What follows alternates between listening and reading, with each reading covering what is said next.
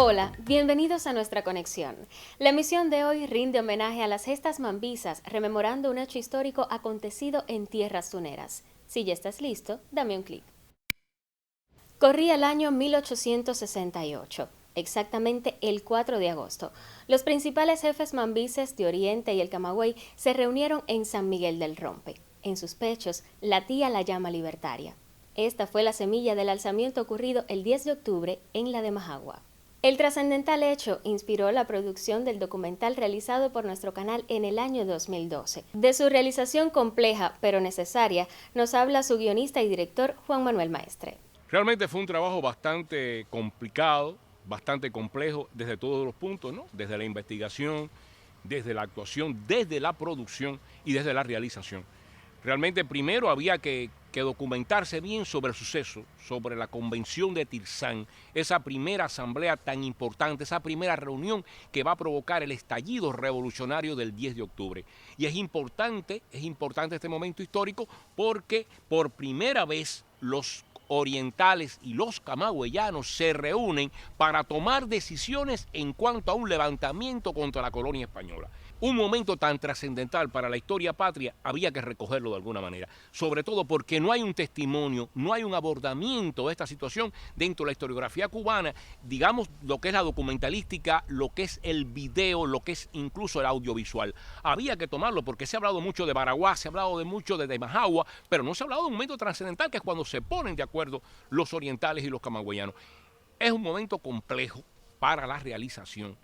O sea, sabemos las dificultades que tiene un telecentro para abordar esta situación. Y hay que ver cómo se reunió todo el elemento, todo el telecentro, cómo logró recabar el apoyo de las demás organizaciones que tomaron en consideración la importancia que tenía este tipo de trabajo. En primera, para demostrar que Las Tunas nunca se ha quedado atrás en ningún momento histórico. Había que, primero, tener caballos. Había que buscar el lugar que, aunque parezca paradójico, logramos estar allí. O sea, por la situación, paradójico por la situación en que nos encontramos, pero logramos estar allí, grabar donde mismo se realizó la reunión. Y eso hubo que llevar, hubo que trasladar actores, hubo que buscar vestuario, y todos sabemos lo que significa el vestuario de época para una producción, el maquillaje, o sea, la peluquería, los apliques, bigotes, barba. Había que lograr un trabajo de caracterización que iba más allá incluso de la propia caracterización del actor. Había que vestir al actor en la época, había que montar a caballo, había que encontrar que el lugar, o sea, esta pequeña casa o pequeño bar en tierra donde se realizó la reunión de Rompe, había que reproducirla. O sea, fue algo complicado, el maquillaje y qué decirte de la producción que abordó Margaret Balanza, que centró sobre sí misma un trabajo fuerte, lograr coordinar con todos los organismos, lograr coordinar con todos los elementos que podían ayudarnos en la puesta en pantalla de este documental o este docudrama. Había un problema también, había que lograr que los actores entraran dentro de la piel de unos personajes de 1800 y todo eso se fue logrando paulatinamente. En una semana logramos hacer todo el trabajo, o sea, trabajo de caracterización, trabajo de preparación de los actores, aprenderse los textos y realización. O sea, se grabó en 2 días, se grabó en Rompe, el día, la reunión, y se grabaron los antecedentes de Rompe en la casa natal de Vicente García. O sea, fueron 2 días de trabajo únicamente para un material que tiene sobre 30 minutos. O sea, que nos parece que fue bastante exigente el proceso de trabajo que abordamos, pero la gente lo tomó con un elemento muy serio, lo tomó con mucha seriedad y sobre todo con mucha responsabilidad en el sentido de saber, de conocer lo que estaba representando, llevar a pantalla un docudrama sobre la primera reunión que tiene la historia de Cuba para que se produzca el levantamiento. Y en primer lugar, sobre todas las cosas, para rescatar la dimensión histórica que tiene este pueblo, el pueblo tunero, dentro de la historia de Cuba.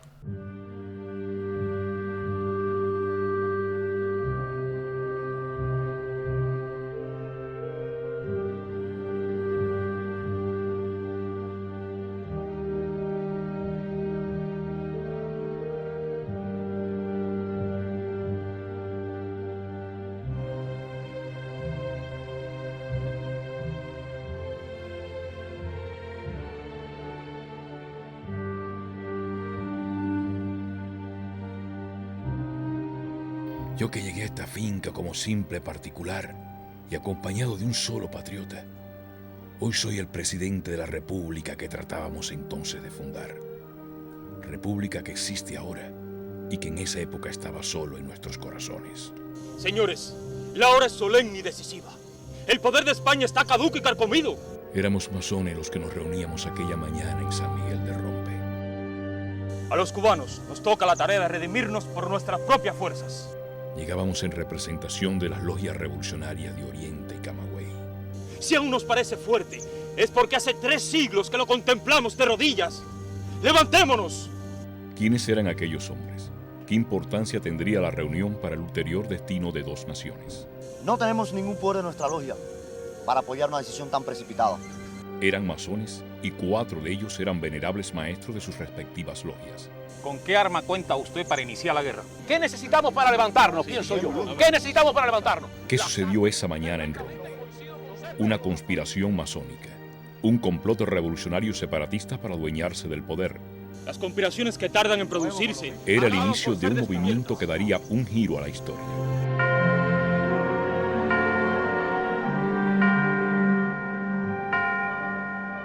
Ciudadanos, hasta este momento habéis sido esclavos míos. Desde ahora sois tan libres como yo.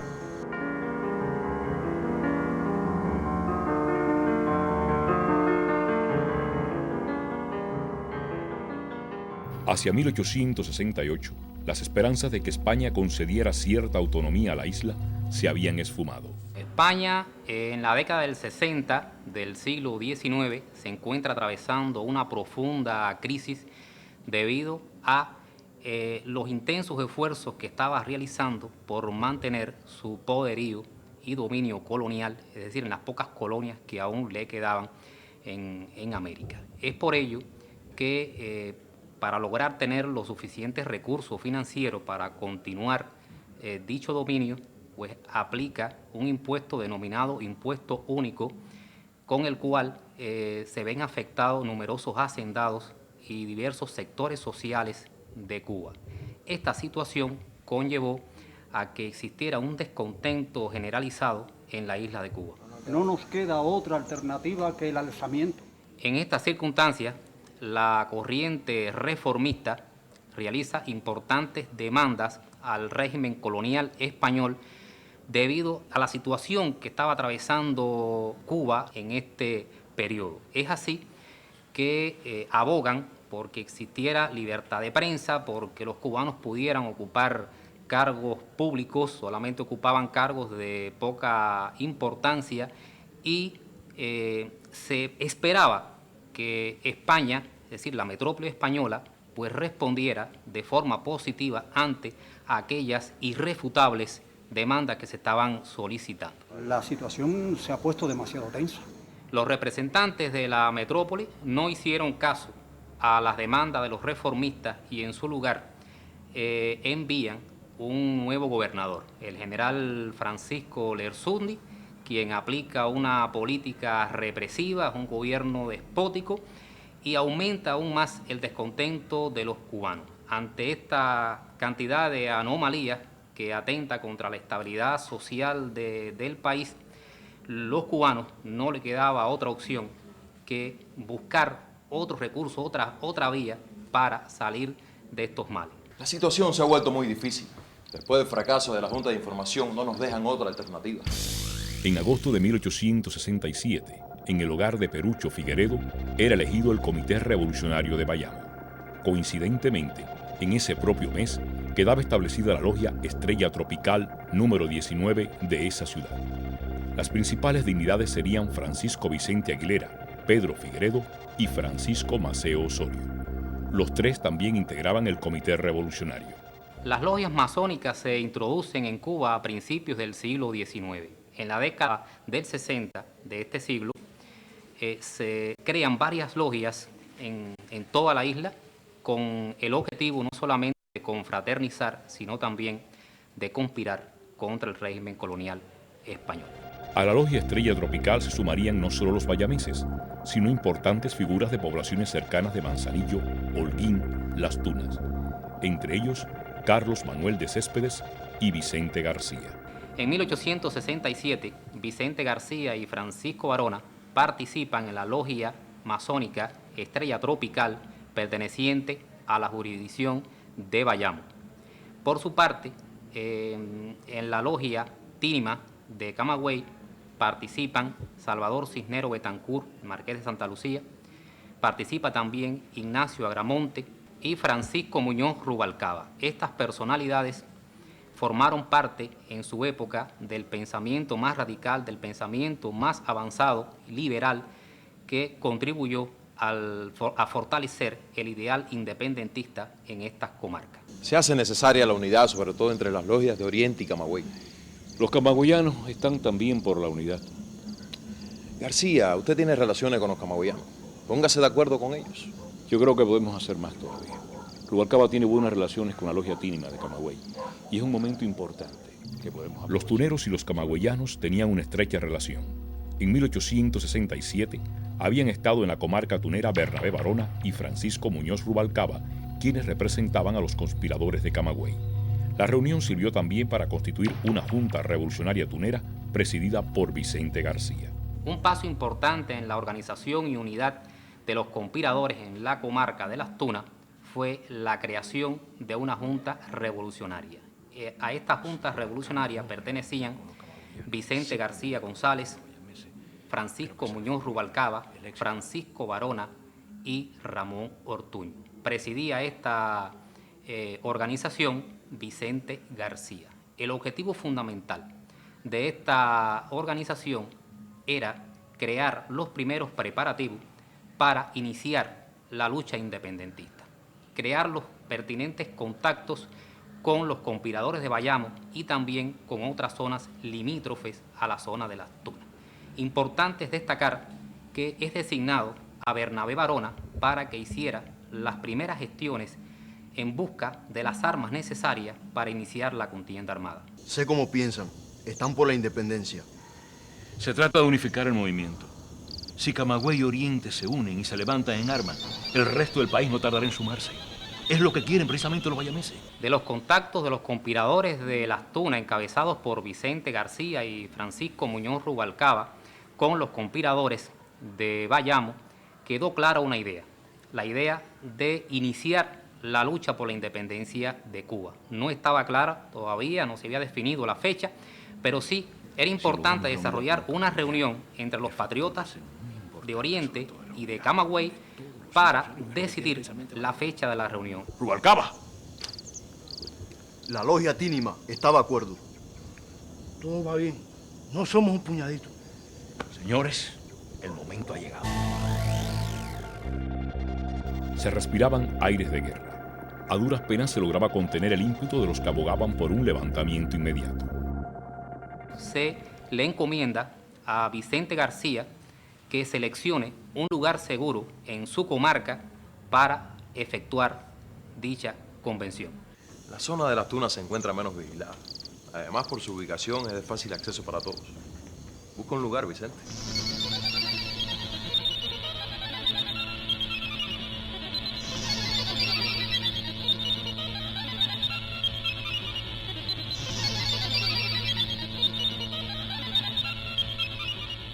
Nos piden que elijamos un lugar seguro y que a la vez permita la llegada fácilmente de cada uno de los centros revolucionarios.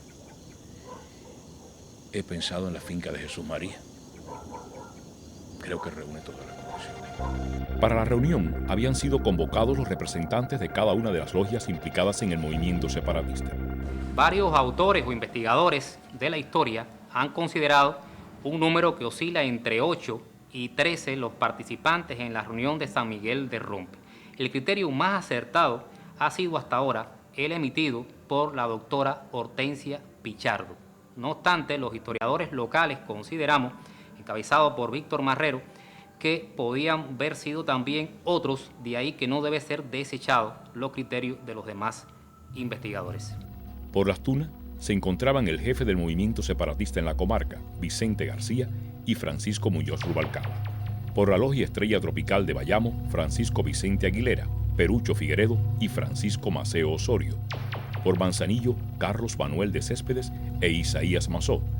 en representación de Puerto Príncipe, Salvador Cisneros Betancourt y Carlos Loret de Mola, y por Holguín, Belisario Álvarez. Una vez que los previstos a participar en la asamblea se encuentran en el lugar o sitio conocido como Jesús María, y a propuesta de Francisco Vicente Aguilera, Vicente García decide que el lugar propicio para la reunión fuera el sitio conocido por San Miguel, también ubicado en el mismo fondo de Rompe, aproximadamente a unos 3,5 kilómetros hacia el norte del sitio Jesús María.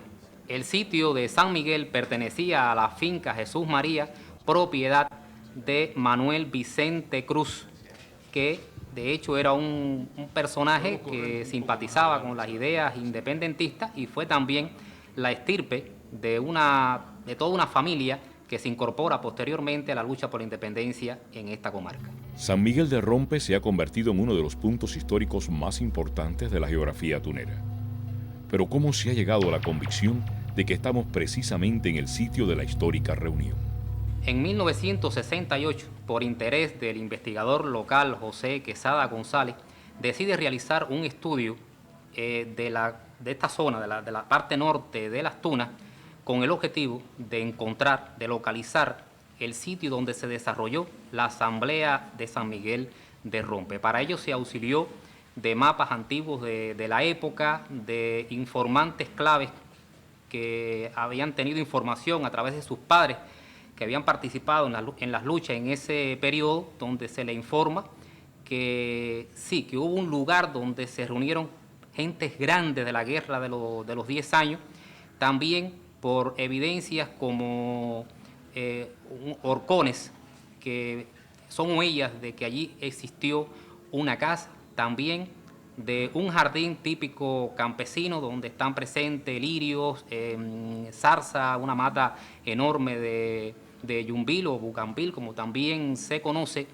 También en este lugar se encontraron y aún subsisten o permanecen árboles frondosos que marcan la existencia de una gran longevidad. En su conjunto, estos elementos contribuyeron al primer acercamiento para el descubrimiento del lugar. Una vez que se definieron también que por allí pasaba un camino antiguo, que aún quedaban todavía algunos indicios del mismo, y unir todos los datos anteriormente mencionados, pues solo quedaba dar a conocer que era justamente en ese espacio. El 4 de agosto, en un humilde rancho de la finca de San Miguel, da inicio la trascendental conferencia que marcaría un hito en la historia de la nación.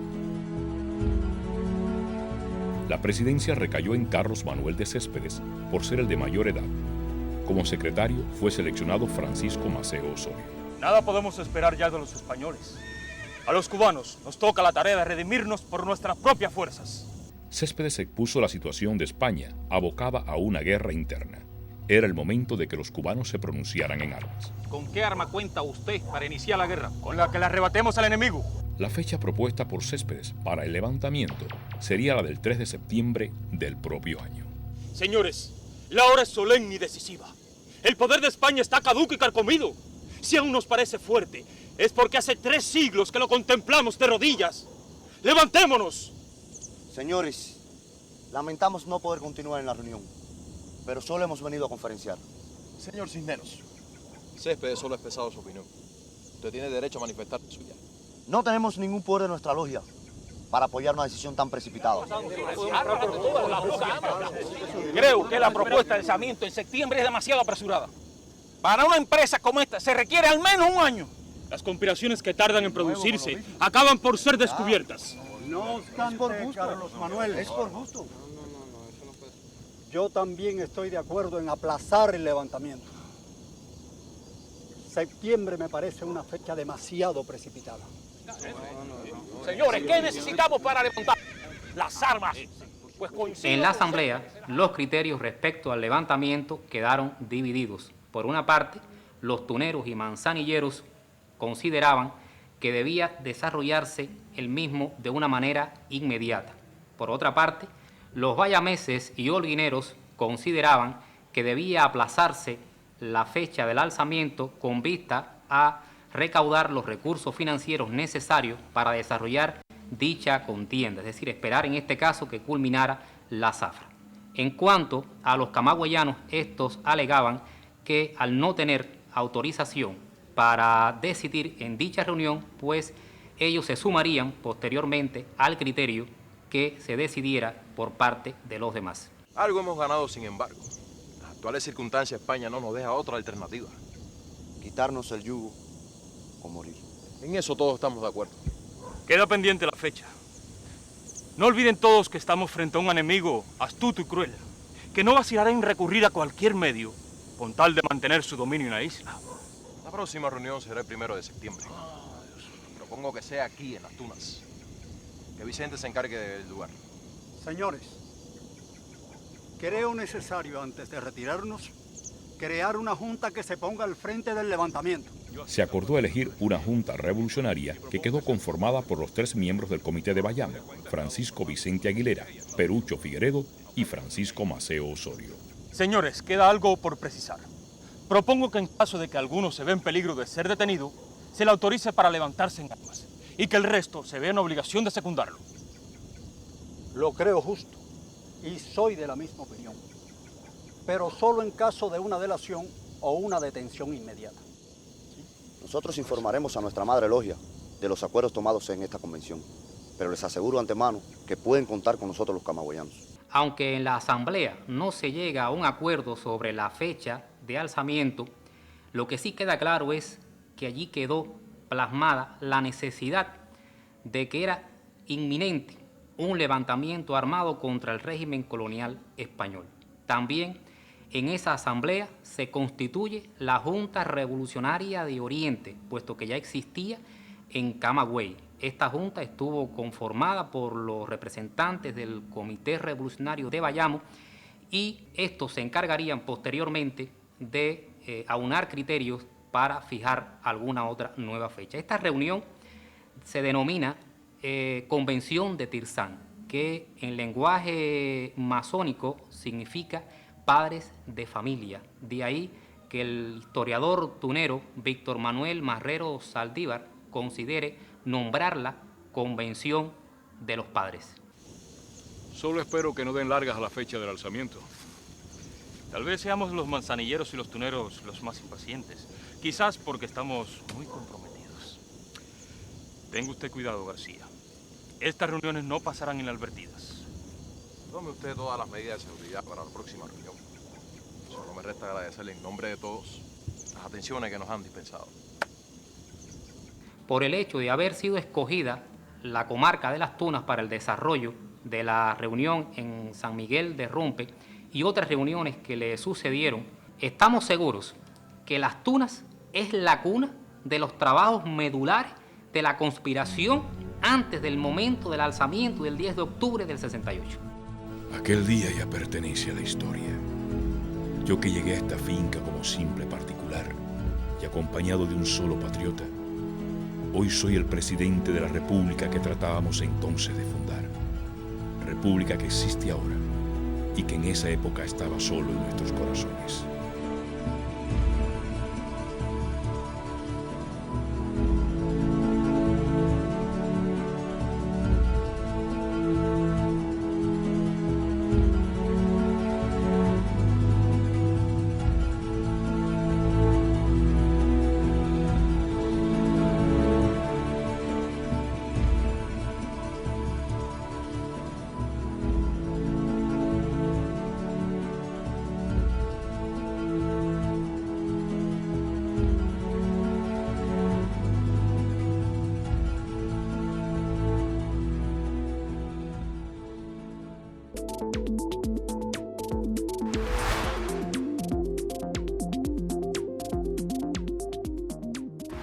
Esta emisión también ha sido sentido homenaje a los historiadores Víctor Manuel Marrero Saldívar y José Guillermo Montero, fallecidos el pasado año.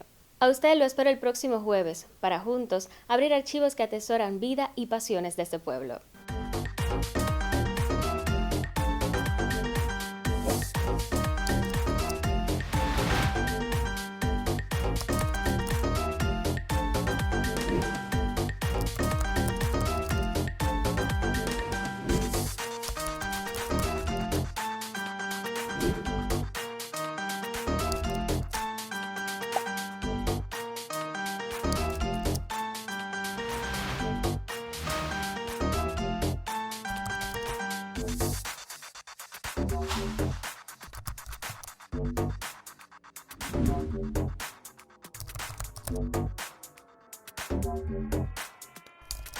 Venezuela.